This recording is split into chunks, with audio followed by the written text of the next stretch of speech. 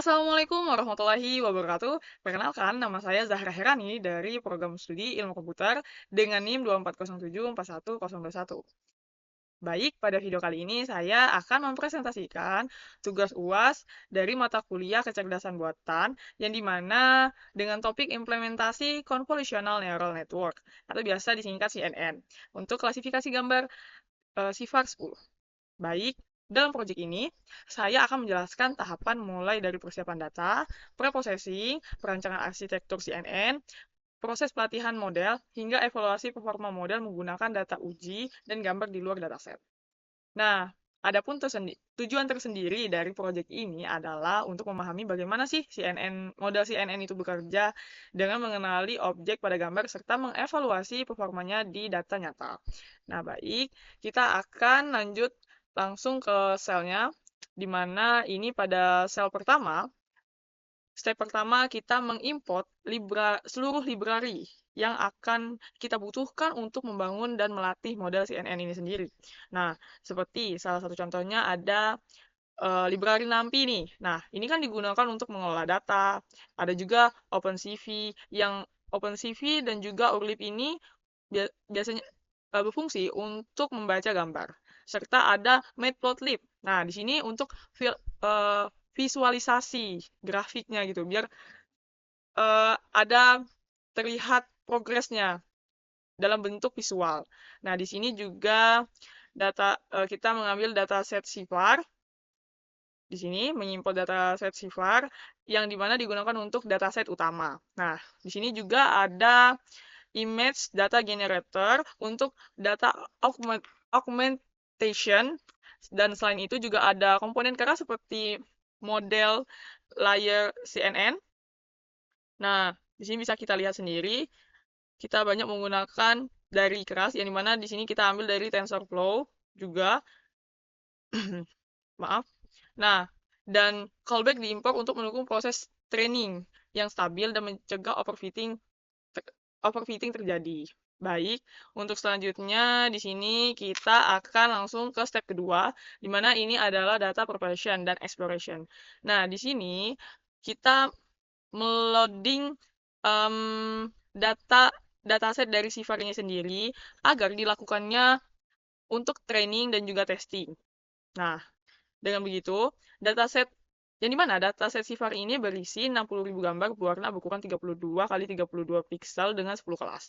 Nah, yang secara otomatis kan dibagi menjadi data training dan testing, yang dimana dilatih dulu nih, baru dites. Apakah berhasil atau tidak nih yang kita latih datanya. Baik, dan ini adalah menjadi dasar pelatihannya. Baik, kita lanjut ke di sini ada. Nah, ini ada trend test split. Ini mana kita kan sudah menjadikannya data training. Nah, di sini pada sel ini kita menjadikannya data validasi. Ada kita tambahkan data validasi. Tadi kan ada training, ada testing. Nah, di sini kita tambahkan, jadi ada juga validnya. Jadi, training, test, and split. Jadi, penggabungan yang dimana juga data validasi ini digunakan untuk memantau performa model selama training dan membantu mendeteksi overfitting sementara. Jadi, sementara random state seperti ini, 0 ini memastikan pembagian data tetap konsisten. Jadi, baik, langsung saja kita ke sel berikutnya. Di sini ada, nah, di sini ada kita menampilkan ukuran gambar begitu. Di sini juga ada tren gambar dan label, validasinya, dan tesnya. Mengikuti yang ini tadi, trend, test, and split validation. Nah, bisa kita lihat kan di sini 32 kali 32 piksel dengan 3 channel RGB. Nah, sehingga dapat digunakan untuk input model CNN tanpa error gitu.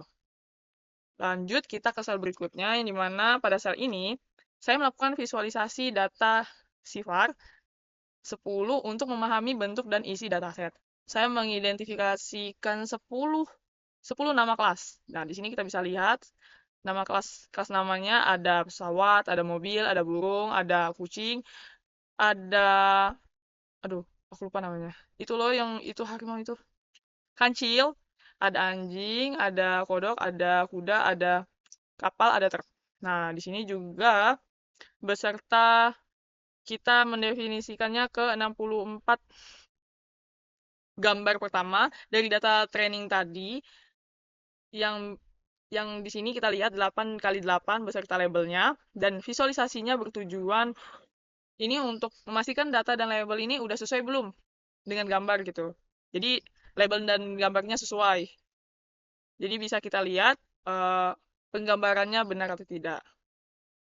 Nah, di sini bisa kita lihat kan, di sini beneran burung, ini truk, ini kucing, ini kuda, ini truk lagi, dan sebagainya. Ini ada kapal. Baik. Nah, di sini yang ketiga, kita sudah memasuki data processing, yang dimana data pre-processing bertujuan untuk memastikan bahwa data yang digunakan berada dalam format yang sesuai. Nah, yang dimana memiliki kualitas yang baik dan siap diproses oleh jaringan saraf. Maksudnya saraf, ya saraf untuk masuk ke dalam CNN-nya. Jadi kalau tanpa pre-processing, model akan kesulitan untuk belajar karena data masih mentah dan tidak terstruktur dengan baik. Jadi inilah kenapa harus dilakukannya pre-processing. Harus prepare dulu. Jadi di sini ada normalization of image data yang dimana pada bagian ini kita melakukan normalisasi data dengan mengubah nilai pixel ke tipe float 32 ini. Nah, lalu menghitung mean dan standard definition. Sini mean dan standarnya. Kita mengatur di sini, maaf. Nah, kita mengatur mean dan standarnya dari data train ini. Dari data training ini, seluruh data, terus kemudian kita normalisasikan di sini. Kita normalisasikan menggunakan rumus X min. Maaf, X. Nah, di sini ada X trend min dan standar definition tadi agar skala data seragam. Di sini ada kita masukkan IE7. Nah, di sini juga mempercepat proses training dan meningkatkan stabilitas pembelajaran model agar model stabil untuk belajar karena sudah dinormalisasikan di sini. Dibuatkan satu gitu kayak ya biar setara biar mengerti datanya itu. Lanjut ke tahap selanjutnya ada one hot encoding of label. Nah, pada kali ini di sini kita melakukan di sini pada label CIFAR 10 yang awalnya berupa angka 0 sampai 9 menjadi vektor biner agar sesuai dengan pengguna kategorial. Nah, di sini kan bisa kita lihat kategorial, yang dimana proses ini diterapkan pada data training, validation, dan testing sehingga model dapat memprediksi probabilitas setiap kelas dengan lebih cepat. Baik, ini kita langsung lanjut ke sel pada tahap data augmentation. Nah, pada data augmentation ini sendiri, saya menambahkan variasi pada data latih agar model tidak hanya menghafal gambar asli. Jadi teknik ini membantu mengurangi overfitting dan membuat model lebih tahan terhadap perubahan kondisi data. Augmentasi ini juga digunakan meliputi rotasi gambar pergeseran horizontal dan vertikal. Jadi bisa kita lihat horizontal dan rotasi. Rotasinya bisa kita lihat. Jadi mereka fleksibel. Jadi pembalikan gambar, zoom, perubahan kecerahan, shear, serta pergeseran channel warna. Jadi semua transformasi ini dilakukan secara acak saat training. Jadi agar data itu bisa belajar walaupun dengan berbeda warna.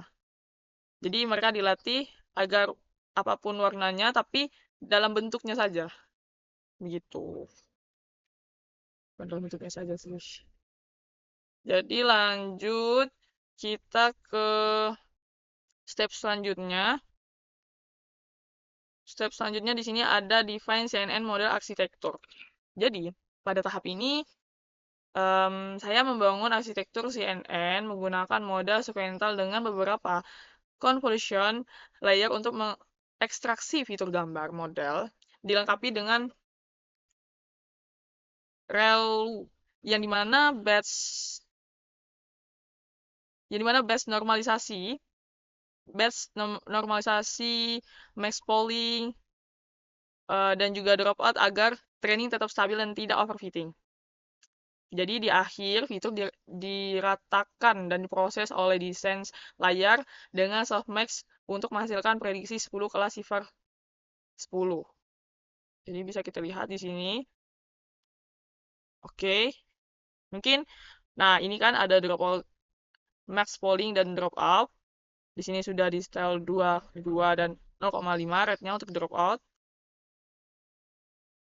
Kita langsung saja ke sel selanjutnya. Ini ada model Semari. Nah, pada model Semari ini sendiri digunakan untuk melihat arsitektur model CNN secara keseluruhan, termasuk jenis layar yang digunakan nih. Kita bisa lihat tipe layarnya. Nah, ukuran output, maaf, output. Jadi ukuran outputnya di setiap layer, nah serta parameter yang dilatih gitu. Jadi di informasi ini dapat membantu kita untuk memastikan bahwa model ini telah dibangun dengan benar sebelum proses training dimulai. Nah, bisa kita lihat semua. Baik, di sini juga ada import TensorFlow yang dimana di sini untuk list physical device GPU. Lanjut kita ke sel selanjutnya, yakni yang di step yang ditunggu-tunggu, yakni training the CNN model. Nah, di sini bisa kita lihat pada bagian ini. Di sini saya memasukkan eposnya 222 dan juga base-nya 64, optimizer-nya ada learning rate-nya 0,005. Lalu kita lihat hasilnya ya. Nah, di sini dia berhenti.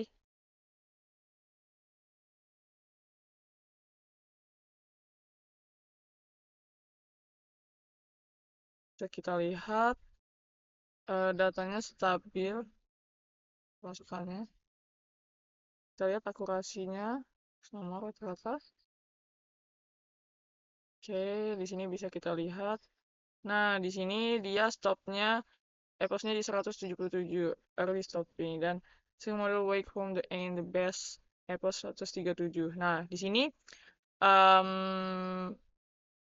yang paling optimal itu ada di 137 dari histori yang kita lihat. Nah, di sini keras memanggil kembali historinya. Makanya muncul ini. Lalu di sini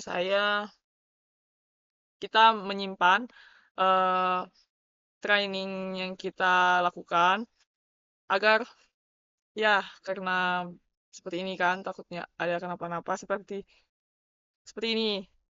Nah, salah satu contohnya. Jadi kalau sudah begini, ini tidak bisa nih kalau nggak ke save, harus running dari awal gitu. Jadi kita melakukan antisipasi dulu agar bisa digunakan. Baik, kita lanjut. Nah, di sini ada tes loss dan tes akurasi. Di sini saya membuatnya agar kita bisa melihat akurasi data ujinya. Di sini bisa dilihat 0,9061. Yang dimana hal ini cukup ya. Kita lanjut saja.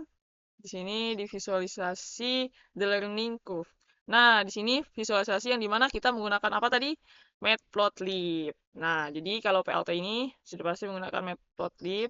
Di sini bisa dilihat size-nya 15/6 kali 6. Di sini bisa kita lihat. Nah, di sini grafik loss-nya menunjukkan sama-sama menurun dan stabil gitu. Tuh, stabil keduanya. Menandakan model berhasil belajar dengan baik tanpa overfitting. Yang terlalu signifikan lah begitu. Nah, grafik akurasinya juga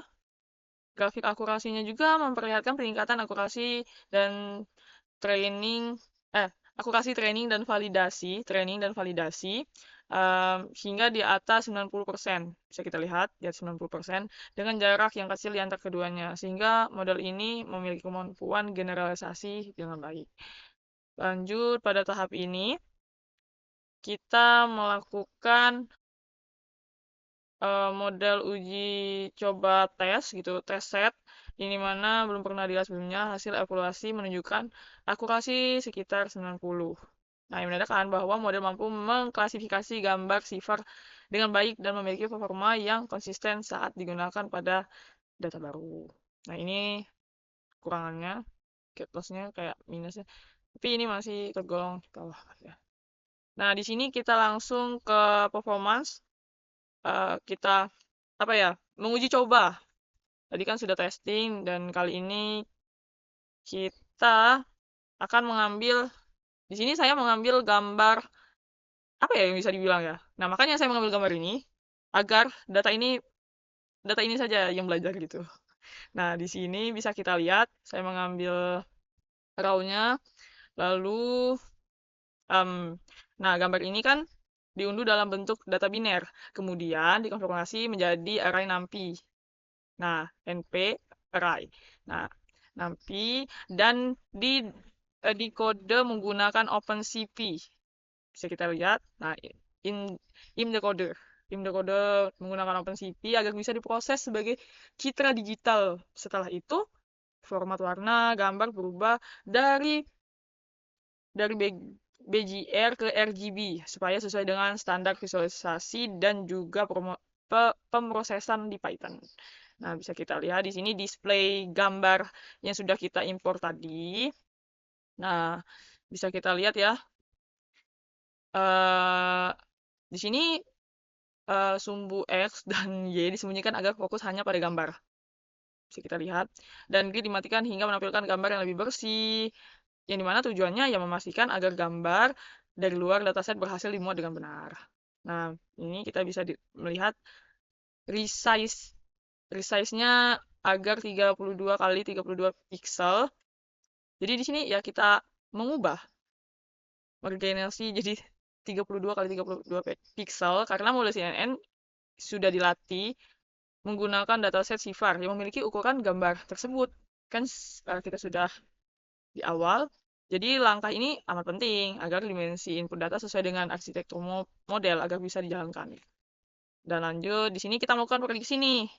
Nah, di sini prediksinya, prediksi ini dilakukan sebelumnya dimasukkan ke dalam model CNN menggunakan fungsi model prediction. Nah, model ini menghitung probabilitas untuk kelas pada dataset sifar berdasarkan fitur interaksi dari gambar tersebut. Nah, lalu menentukan kelas hasil prediksi. Nah, prediksi kelas. Jadi bisa kita lihat di sini kita menampilkan prediksi kelas yang dimana hasilnya adalah udah. Nah, jadi kayak pada soal ini hasil prediksi berupa array, probabilitas diubah menjadi satu kelas dengan nilai probabilitas tertinggi.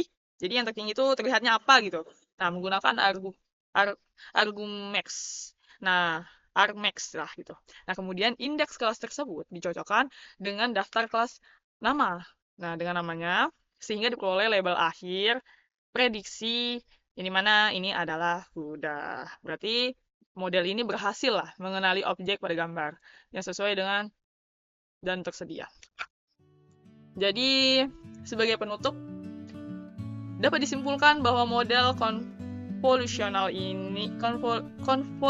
neural network atau CNN yang telah dibuat mampu melakukan klasifikasi gambar sifar 10 dengan performa yang cukup baik pada data uji coba maupun juga pada gambar di luar dataset. Nah, hasil evaluasi ini menunjukkan bahwa proses pre-processing dan data augmentation serta penggunaan callback seperti early stopping, model checkpoint sangat membantu dalam meningkatkan performa dan stabilitas model. Baik, melalui proyek ini saya dapat memperoleh pemahaman yang lebih mendalam tentang cara kerja alur CNN, yang dimana mulai dari pengelolaan data hingga evaluasi model pada kasus yang nyata. Saya rasa presentasi saya dalam menjelaskan proyek yang sudah saya jalankan ini cukup sampai di sini. Uh, saya mohon maaf jika banyak kekurangan dalam penyampaian saya, dalam materi saya. Kepada Allah saya mohon ampun. Terima kasih untuk perhatian teman-teman. Semoga bisa diambil hal baiknya. Kepada Allah saya mohon ampun. Wabillahi taufiq wal hidayah. Wassalamualaikum warahmatullahi wabarakatuh.